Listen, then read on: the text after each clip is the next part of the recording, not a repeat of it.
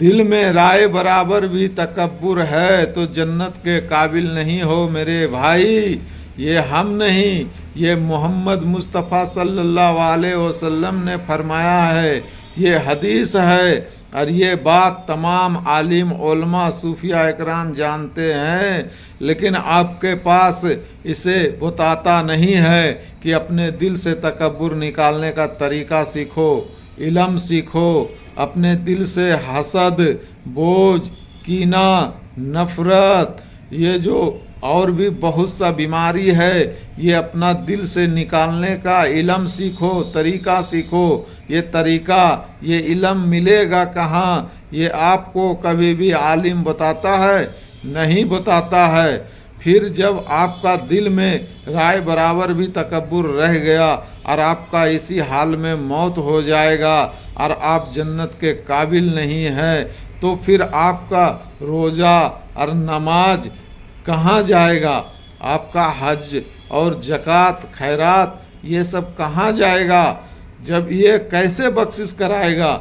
इसलिए कि अगर जो ये आपका रोज़ा, नमाज, हज, ज़कात अगर जो ये आपका बख्शिश कराना चाहेगा भी, तो आपका दिल में जो तकब्बुर है वो इसे तबाह और बर्बाद कर चुका होगा पहले।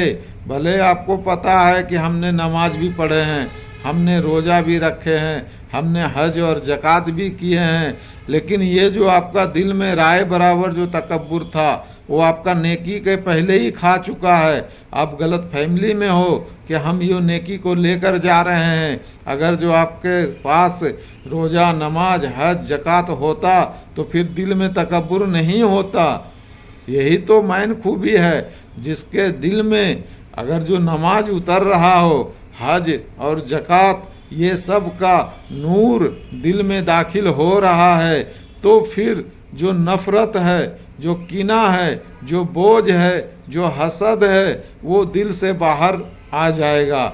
जब दिल से बाहर आ जाएगा तो फिर आपके जो इबादत आपका दिल में है, उसका नूर जो आपके दिल में है वो वहाँ जाएगा और उसी के ज़रिए बख्शिश होगा इंसान को। तो दोस्तों, ये दिल से तकब्बुर तभी निकलेगा जब आपका नमाज आपके दिल में उतरे। इसका जो नूर होता है, आपको पता होगा तमाम इंसान को जो मुसलमान है, जो आलिम है, कि जितने भी कुरान मजीद में जो आयत आया है, इसके ज़रिए से नूर भी बनाया जाता है और ये नूरानी किताब है। जब नूरानी किताब है तो आप इसको पढ़ते हैं तो आप इससे के ज़रिए से नूर भी हासिल करिए। इसके साथ कुरान मजीद के आयतों के साथ मुकील भी लगा हुआ है।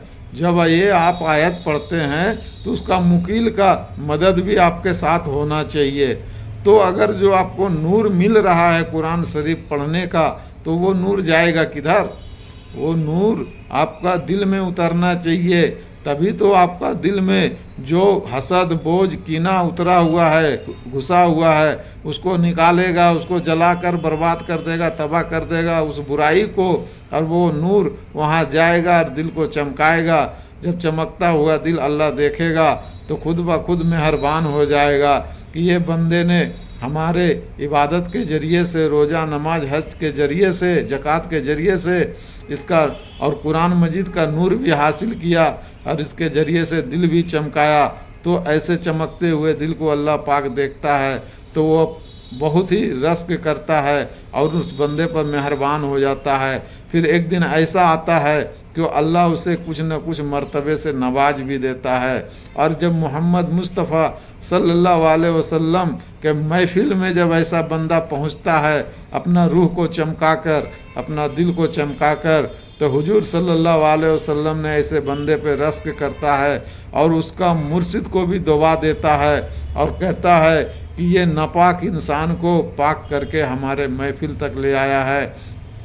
तो दोस्तों, जब ये हदीस को गौर करना चाहिए और इसको अपना ज़िंदगी का मकसद बनाना चाहिए कि इस हदीस के ज़रिए से जो इतना ख़तरनाक लफ्ज़ है, इतना ख़तरनाक अल्फाज है कि हमारा दिल में राय बराबर तकब्बुर रहा तो हम जन्नत के काबिल नहीं हैं। तो नमाज तो हम पढ़ेंगे, लेकिन हमें अपने दिल से तकब्बुर भी निकालना है।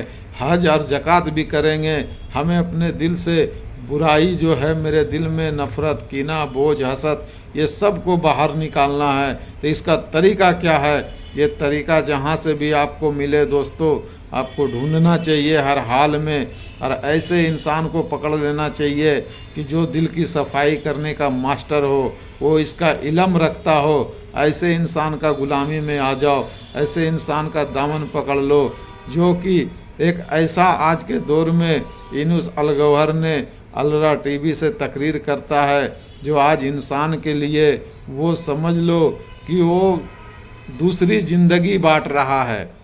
अगर जो वो ऐसे ऐसे तकरीर, ऐसे ऐसे इल्म बता रहा है कि अगर जो आपको दिल में, दिमाग में उतर जाए तो आप कामयाब हो।